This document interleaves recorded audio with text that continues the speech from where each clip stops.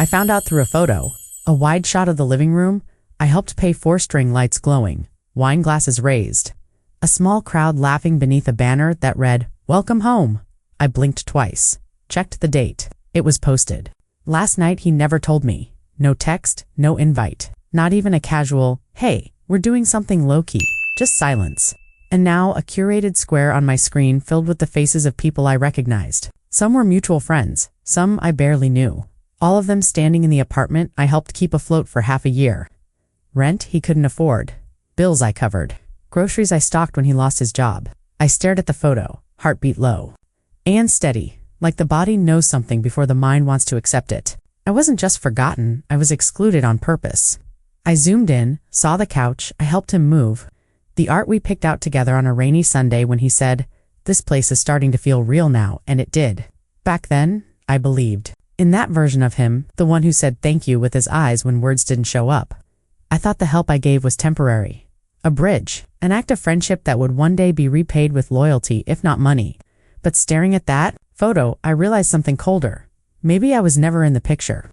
Not really. Just behind the scenes, a name on a lease, a transaction in a banking app, a placeholder until stability returned.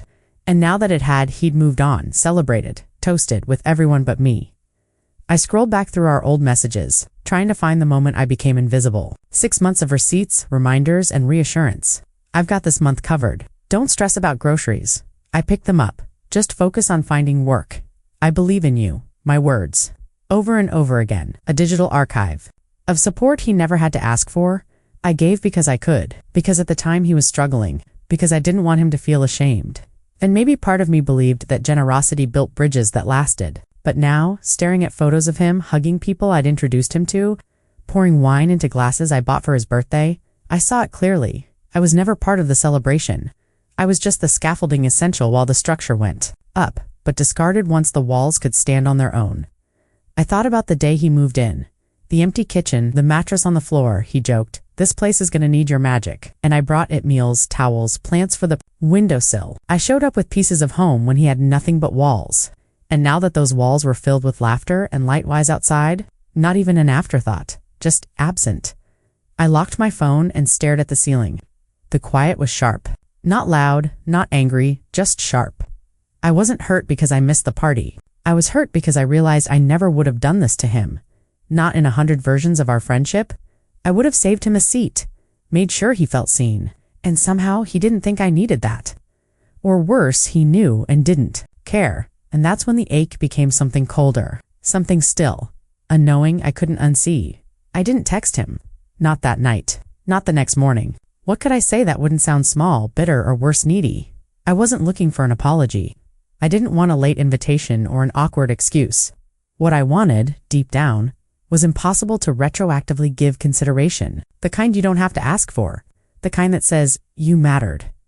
I didn't forget. But he had. He had gone to a store, bought decorations, picked a playlist, invited a dozen people, and in all those choices, my name never crossed his mind. Or if it did, it wasn't strong enough to stop him. I sat in my apartment, phone face down, heart quiet, no tears, no breakdown, just stillness. Like a switch had flipped, like a part of me had finally caught up to what the rest of the world already knew. I was always temporary. Support staff in the story of someone else's rise. I thought back to the months of quiet sacrifices, rent sent without comment, frozen, meals stocked in his freezer. That time I skipped my own birthday dinner to help him prep for a job interview he ended up canceling. I had made space for him to survive, to reset, to build. And now that he used that foundation to build a life I wasn't invited into. That truth wasn't loud. It didn't scream. It just sat in my chest like cold water.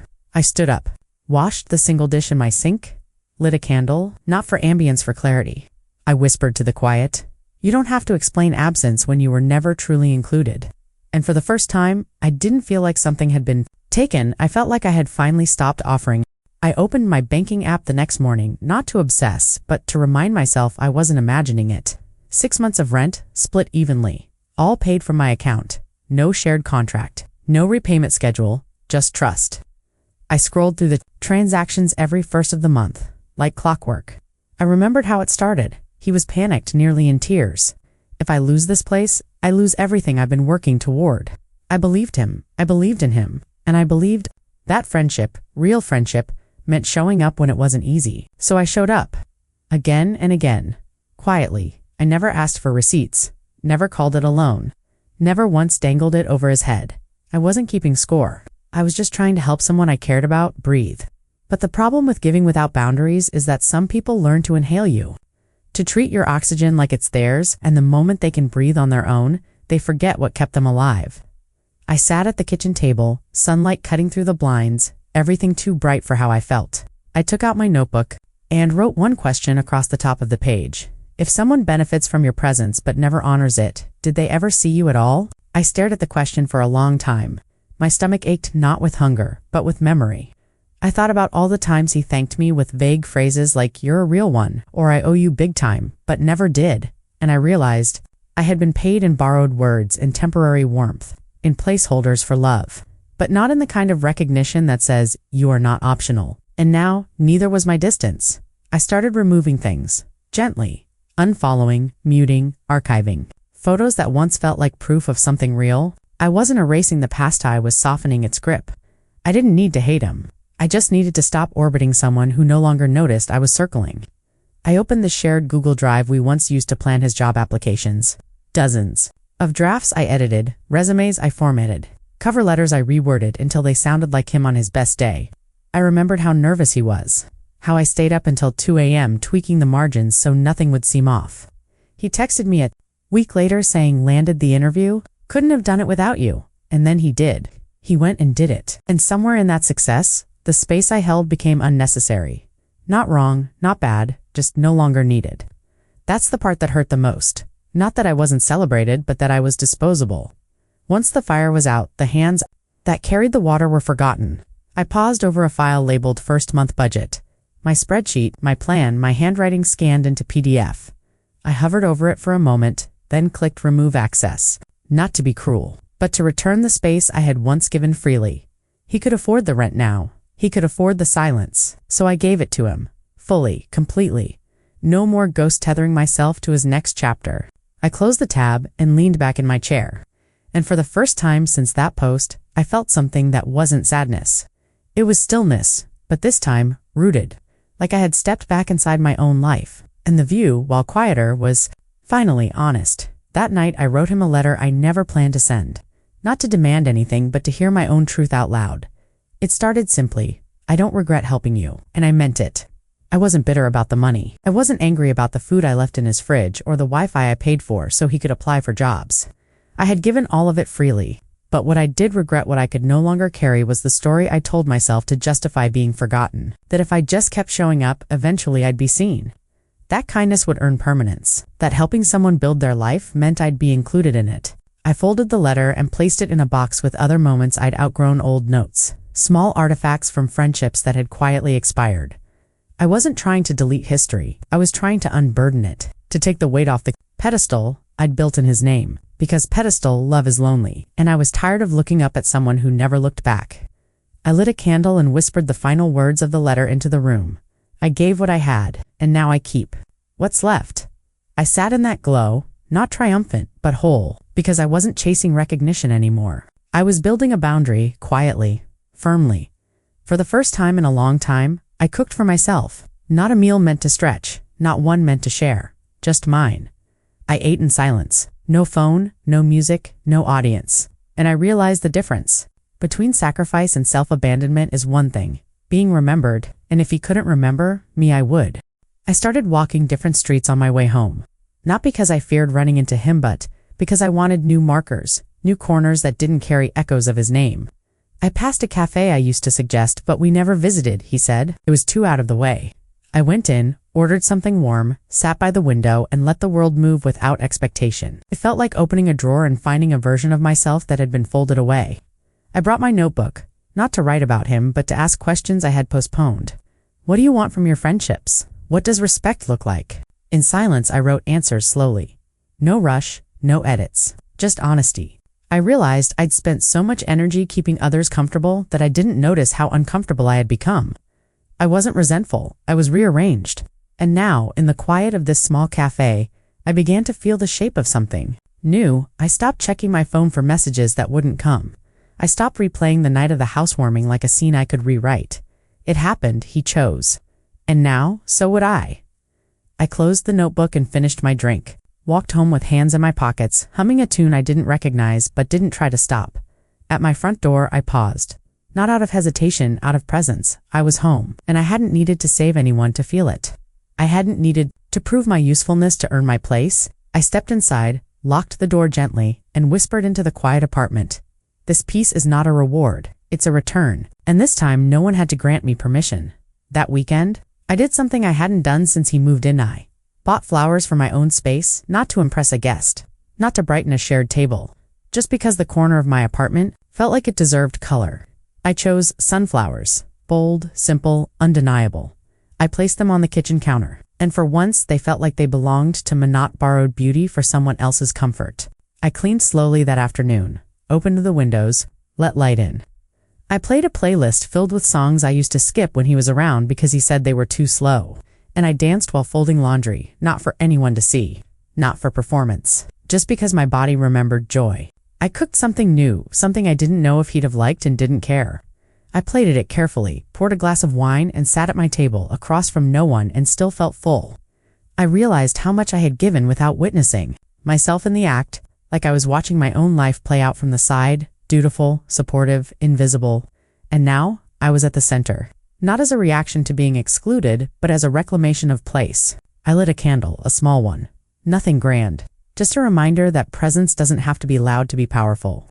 I wrote in my journal again, you didn't lose him, you returned to yourself. And that sentence, those 7 words felt like medicine, not sweet, not soft, but true. I leaned back in my chair and looked around. And for the first time, I saw my home not as a space waiting to be shared, but as a space already full because I was in it, fully finally. Enough I started a new list, not of people to help or tasks to complete, but of the things I'd put off waiting for someone to notice me. Small things, painting the frame above my bed, taking myself to the museum I kept recommending to others, replacing the cracked mug I always reached for, even though it cut my lip last month. These weren't grand gestures, they were repairs. Quiet acknowledgments that I deserved more than maintenance. I went to a thrift store the next morning and wandered for nearly an hour. No agenda, no rush. I left with a second-hand book of poetry and a yellow scarf that made me feel seen by myself. And when I got home, I tied the scarf around my hair not because I was going anywhere, but because I wanted to look like someone who mattered. I stood in the mirror and whispered, this is the woman you kept waiting for, not the one who showed up with rent money, not the one who stood in doorways holding bags of groceries in silent hope, the one who stays, even when no one else does, the one who doesn't have to knock on her own heart to be let in. I brewed tea and curled up by the window, watching people pass below, each of them carrying something: an umbrella, a bag, a story. And for once I wasn't longing to be part of someone else's plot. I was writing my own. One moment, one boundary, one home-cooked meal at a time. And the next time someone asks what I've been up to, I'll tell them the truth. I've been learning to live in rooms that don't require me to disappear in order to belong. And that's the real housewarming. A week later he texted me, short, casual, hope you're good. Things have been hectic. No mention of the party. No apology. Just a vague gesture tossed into the silence like it might land softly. I stared at the message for a while. There was a time I would have read it 10 times, dissected every word, wondered if it was a door cracked open, but now I saw it for what it was, a breadcrumb, a way to keep me emotionally nearby without ever inviting me in. I didn't reply, not from anger but from clarity, because not all silence is absence. Sometimes it's protection. Sometimes it's the only language left when you've been spoken over for too long. I set my phone down and went back to slicing apples. I was prepping a small picnic for myself, just a blanket, a book, and a basket of simple things I actually wanted to eat. I walked to the park, settled under a tree, and let the world move. Without me needing to keep pace with anyone else, I read slow, ate slower, laughed out loud at a sentence that surprised me, and for the first time in a long while, I didn't feel like I was waiting. Not for a call, not for a fix, not for someone to recognize my worth. I was full, not because of the food, but because I had stopped asking others to fill what they never saw. I packed up gently, walked home with sunlight on my shoulders, and when I passed a flyer for a shared housing opportunity, I didn't think of him. I thought of all the ways I now show up for me, and the only person I hoped would come to my next chapter was already here. That night, I opened the folder on my computer labeled shared. It was where we kept documents, photos half finished. Plans from when we talked about starting something together, a project, a side hustle, maybe even a podcast. He always said we'd build something great. But over time, we became when he gets back on his feet. And I stayed kneeling, holding everything up. I hovered over the folder, hesitating. Then I moved it to a new location, renamed it. What I carried, I wasn't erasing it. I was reframing it. Because it wasn't failure that had ended our friendship. It was erasure. The quiet way someone lets you keep giving without once asking how much it's costing you. I opened a blank document and typed a title. When you're left out of the house you helped build. I stared at the words, not because I planned to share them, but because they were true. I started writing, not about him, but about the space I had reclaimed. The things I was learning to say no to. The softness that was returning now that I wasn't bracing for someone else's needs. I wrote for an hour, uninterrupted. No notifications. No internal voice asking, will he read this? Just me at the end. I didn't sign it. I didn't need to. The act of writing was the signature. I closed the laptop and lit a candle. Always a candle now. Not for drama, but for ritual. For reminding myself that light is allowed to belong to me too. And in the glow of that small flame, I whispered, you were never asking for too much. You were just offering to the wrong person. This time, the flame wasn't flickering for someone else. It was steady, and it was mine. A few days later I passed. By his building, not on purpose. Just one of those strange loops life makes when you're moving on, and it wants to test how far you've come. The lights were on. Laughter echoed faintly from the balcony. Another gathering, maybe more toasts, more people, none of them me. I paused on the sidewalk, hand in my coat pocket, and waited to see how it felt. Strangely, nothing sharp rose up, no ache, no bitterness. Just distance. Like watching a movie I used to love but had outgrown. I stepped forward without slowing. Down. I didn't look back. Not because I was proving something, but because there was nothing left to find there. I stopped at a small bookstore a few blocks away. One I used to mention visiting, but he never seemed interested. Inside, I wandered through aisles, quietly breathing in the scent of paper and time. I picked out a collection of essays about healing, some gentle, some blunt. The kind that don't tell you what to do, but remind you, you're allowed to start. I bought it, no discount code, no split payment, just me, choosing myself. When I got home, I tucked the receipt into the back of the book, not as proof, but as presence. I wrote my name on the first page, then underlined a sentence at random. Not everyone who walks away takes something from you. Some just leave space for you to finally arrive. I closed the book slowly, candlelight warming the edges of my room. And that night, I didn't dream of doors that wouldn't open. I dreamed of rooms with windows wide enough for my name to fit. And in those dreams, I was already inside setting the table for one, with nothing missing. A week later, he tagged me in an old photo. A memory from months ago, us laughing on moving day, boxers half open, pizza on the floor. The caption read, wouldn't have survived without this one. I stared at it for a long time. It was meant to be sweet, nostalgic, but to me, it landed like a late thank you written in vanishing ink. I didn't repost, I didn't comment. Not out of pettiness, but because I wasn't interested in being retroactively appreciated. Gratitude offered after absence doesn't restore anything. It just reminds you of what wasn't there when it mattered. I muted the tag, closed the app, and went back to chopping vegetables for dinner. Carrots, ginger, lemongrass, a soup that smelled like something real comforting. Grounded. I played a playlist I'd made just for me. No skipped songs. No adjusting the volume to match someone else's mood. Just music I loved. Full volume. I set the table with care. Lit a candle. Because I always do now. Because every meal I eat with presence is a ceremony. I sat alone but never lonely. And when the soup was ready, I served myself first. I didn't scroll. I didn't wait for a ping. I let the silence stretch like soft fabric across the room. And somewhere between the first bite and the last, I smiled. Not because I was over it, but because I was through. Through needing to be remembered. By someone who forgot me in real time, through waiting to be included in a house I helped build. I was building something else now. Not a friendship. Not a plea, a foundation. And this time, I wasn't pouring into someone else's ground. I was planting in my own. I started hosting differently. Not parties, not events, just quiet moments. With people who didn't need reminding that I exist. A neighbor from upstairs who once helped me carry groceries.